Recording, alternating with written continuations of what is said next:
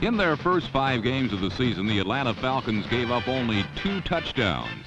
Last week in Chicago, number 84, Brian Bashnagel of the Bears made it 3 in 6 games.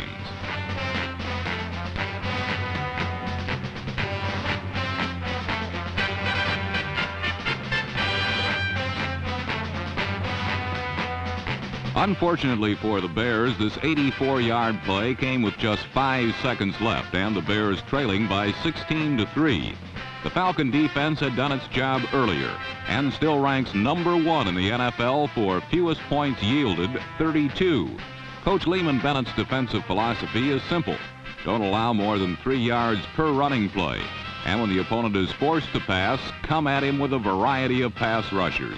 Linemen, linebackers, safeties, and even cornerbacks.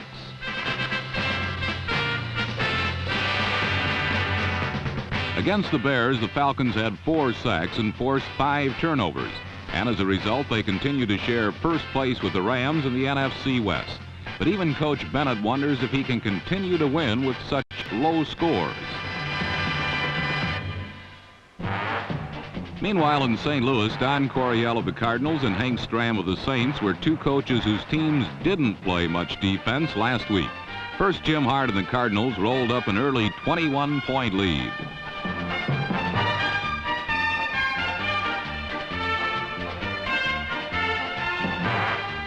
In the second quarter, number 12, Bobby Scott, put 21 points on the board for the Saints. Number 86, tight end James Thaxton, brought New Orleans to within a touchdown. And then Scott went to his other tight end, Henry Childs, for the score which tied the game at 21 just before the half.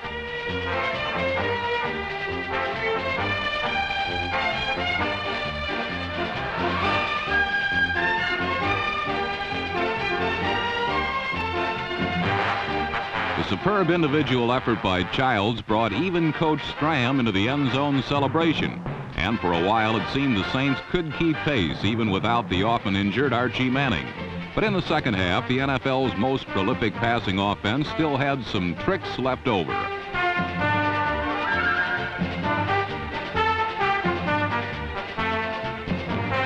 The Cardinals and Saints combined for almost 1,000 yards of offense and a total of 80 points. The Cardinals, with 49, had finally found their famous scoring power. And now that they're up to 3-3 for the season, another wild card playoff spot begins to look a lot more realistic.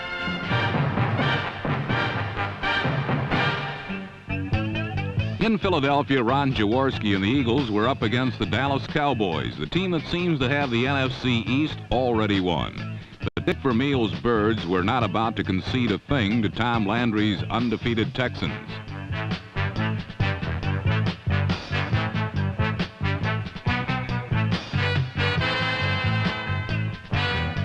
This touchdown reception by wide receiver Charles Smith gave Philadelphia a 7-0 advantage in the second quarter. And when the NFL's highest scoring offense could produce only 6 points for Dallas through the first 3 quarters, it looked as though the season's biggest upset might be forthcoming. But in the end, 3 typically resourceful plays made the difference for the Cowboys. One was a blindside blast by Randy White, which not only gave Dallas the ball, but broke the thumb on Ron Jaworski's passing hand. Bill Bergey's mean green defenders played their best game in years, sacking Roger Staubach 5 times. But one broken play led to the longest run of Staubach's 9-year pro career, 33 yards. The third key play was the one which won the game for the Cowboys.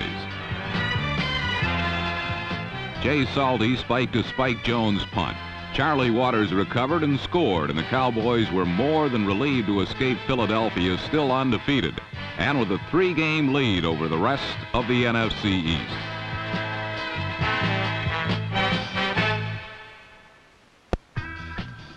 Each Sunday, the Washington Redskins hear George Allen's sermon concerning the value of 43 men together. Then, hyped by this emotional spiel, the Redskins go hunting scalps.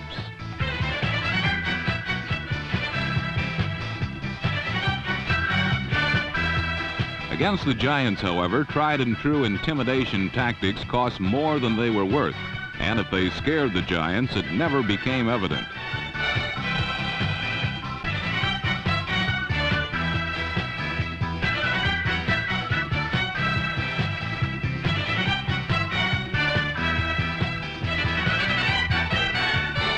New York outplayed and out-hustled Washington during the game's final 30 minutes.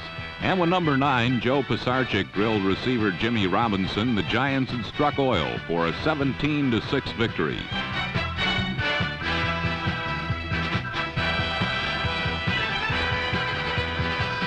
While the Washington Redskins seem to be fast fading, the New England Patriots appear to be coming on strong. The problems that earlier cost them 2 of their first 3 games at last seemed ironed out. And last Sunday, the Patriots set AFC Eastern Division rival Baltimore out to dry.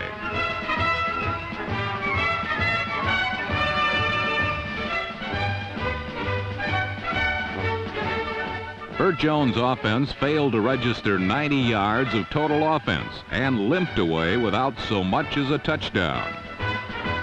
New England's Steve Grogan, on the other hand, proved poised and precise, withstanding the infamous sack pack rather well.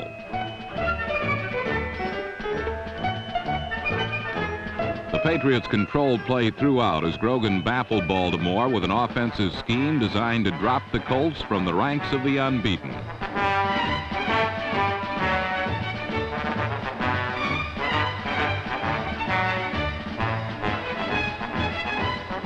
Darrell Stingley's 4 pass receptions exceeded 100 yards, and Grogan's flip to multi-purpose tight end Russ Francis put the game away for good.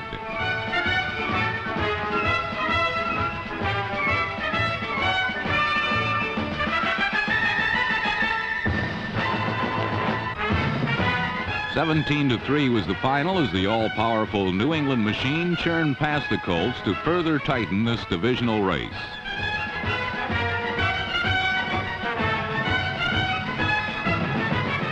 There is one other team with plans of their own for the AFC Eastern crown, and certainly the Dolphins are playing the part of a legitimate contender. New components have strengthened this once championship structure, and it was this renovated no-name defense that towered over, then collapsed upon Seattle last Sunday. Seahawk feathers flew as all semblance of an offense was choked off. Miami's defense played superbly. So well, in fact, Seattle managed only 1 touchdown, and that took a sterling effort by receiver Steve Largent.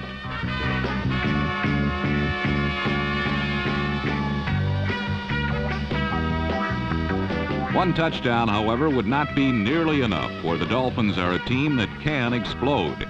It seemed each time Seattle turned the ball over, Miami was digging for the end zone.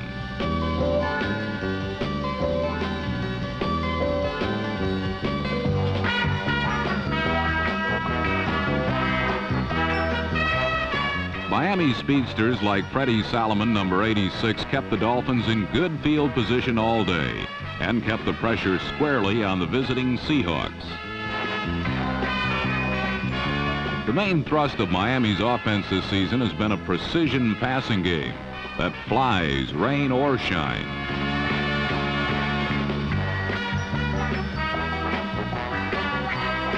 Turiel Harris, number 82, is one of 3 Dolphin receivers who catches everything in sight.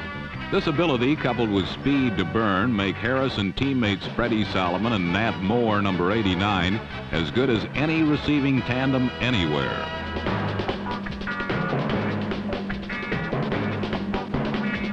Twice, Moore held on for touchdowns as Miami ripped Seattle 31-13, extending their record to 5 wins against only 1 loss.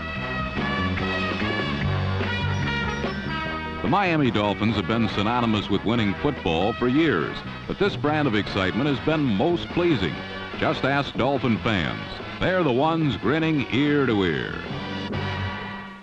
The 1977 season has reached adolescence, and as it matures, each week's games become significantly more crucial. Last week in Pittsburgh, 2 ailing Generals were leading their teams in a first-place battle in the AFC Central. Houston's Dante Pastorini suffered ankle problems earlier in the year, and last week he suffered the suffocating weight of the steel curtain.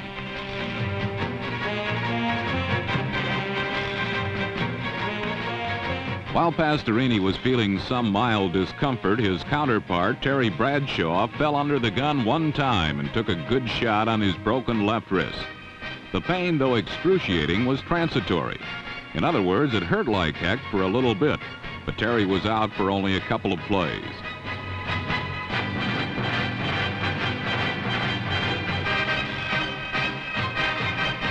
On the other hand, Pastorini's problems lasted longer, like all afternoon. 5 costly interceptions, such as this one by defensive end Dwight White, sealed the Oilers' doom. White had 2 aerial thefts, a rarity for a defensive end, and well worth a little boogaloo.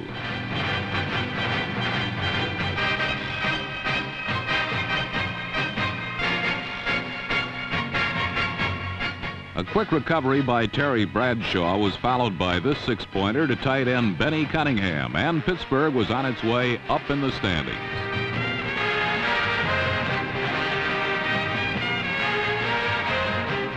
This highly unusual play was all the Steelers needed to take the prime out of the Oilers' pump.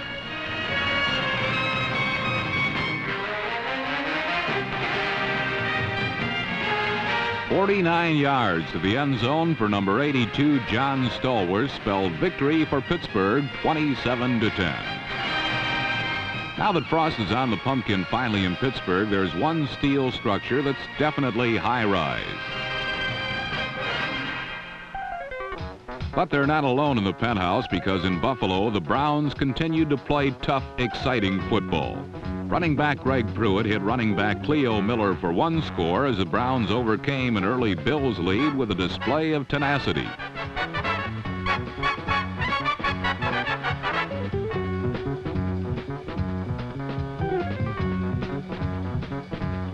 But even better than tenacity was luck, which quarterback Brian Sipe certainly had on this deflection, which nestled nicely into the arms of Paul Warfield, who hustled into the end zone.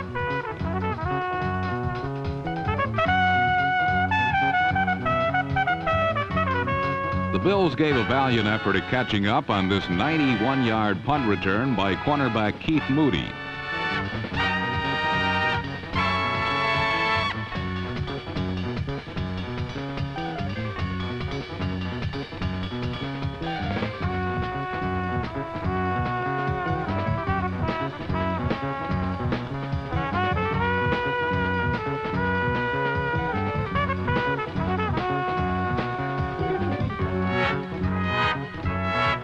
Moody traveled far enough for 2 touchdowns, which is what the Bills would have needed as they finally fell 27-16 for their 5th loss of the year. Down in the Tampa Bay area, clowns abound, but hardly anyone's laughing at what the Bucs are giving away. Last week, they again proved that when it comes to scoring, they're the most inoffensive team in the NFL, averaging a mere 6 points per game.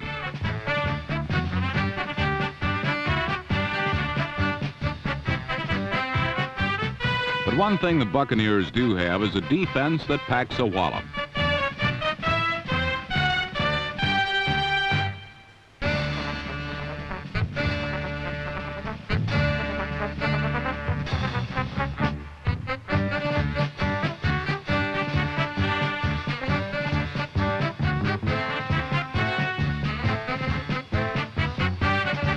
Despite its relative proficiency, the defense can't be out there for 60 minutes.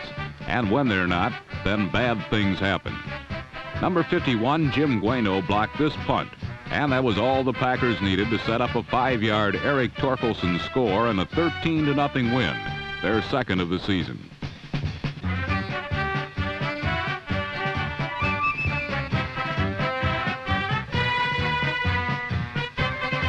For Tampa Bay, the season's getting longer by the week, while for Green Bay, happier times may be ahead. The Cincinnati Bengals are growing tired of having their heads patted and being told not to worry about their slow start. There's tension in their manner and renewed determination in their step. Last week against Denver, rookie fullback Pete Johnson burned a 65-yard trail through the vaunted Bronco defense, setting up a 1-yard touchdown. But renewed determination wasn't quite enough against pro football's surprise undefeated team. Denver's unbeaten status derives in large part from the Craig Morton revival.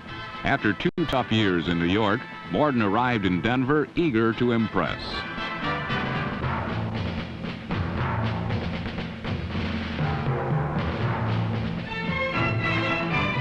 This 81-yard gem to Jack Dolbin points to just one of the new dimensions Morton has added to the Bronco attack. Why, the old guy even runs an occasional option play.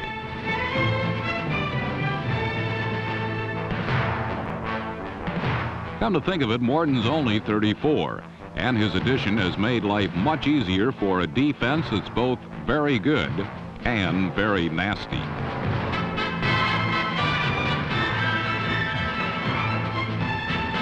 The closer one looks, the more evident it becomes that Denver packs a real wallop. On the other hand, it's not hard to see that Cincinnati is in a whole lot of trouble.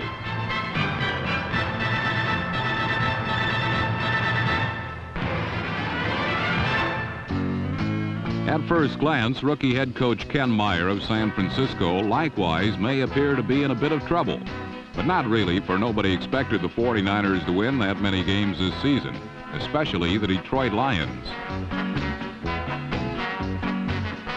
Last Sunday, the 49ers caught Detroit looking ahead to stronger competition. Jim Plunkett nailed Gene Washington on scoring passes of 32 and 35 yards, while Wilbur Jackson found the touchdown lane from 48.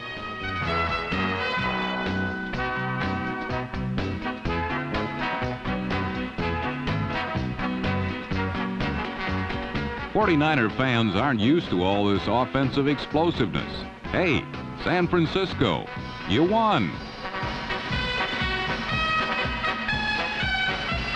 Another team looking to put some pizzazz in their attack are the Kansas City Chiefs, whose game plan last week contained all sorts of clever twists.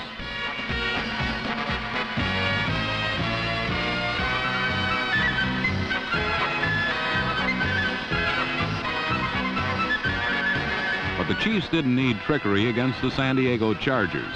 A simple square out to tight end Walter White did the job nicely.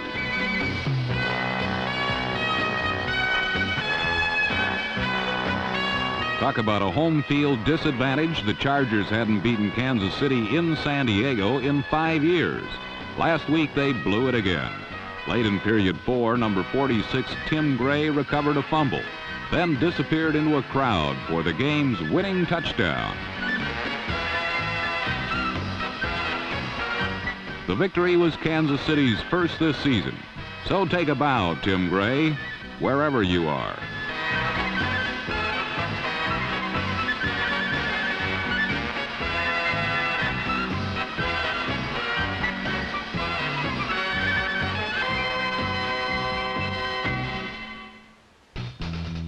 But the most inspired performance of Week 6 came from New York Jet quarterback Richard Todd.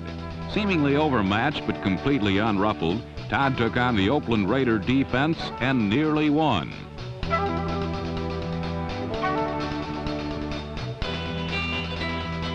This 87-yarder went to Wesley Walker, one of 4 Jet receivers who wound up on the scoring end of Todd's touchdown passes.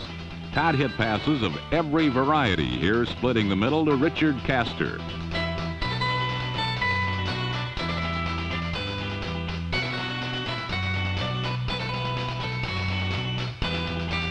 When the Raiders took away the post, Todd went to the flag, this time floating one to Jerome Barkham in the corner.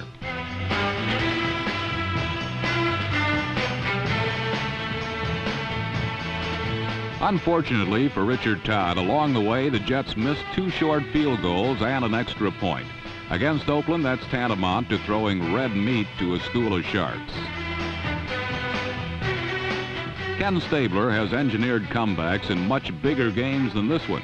Against the Jets, he rallied his frustrated squad from a 13-point deficit using every available sticky mitt.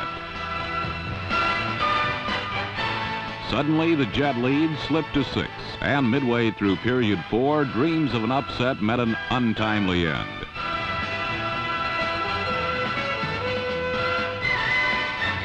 Against most teams, Todd's 4-touchdown performance would have been enough. But the Raiders aren't like most teams, and Ken Stabler isn't like most quarterbacks.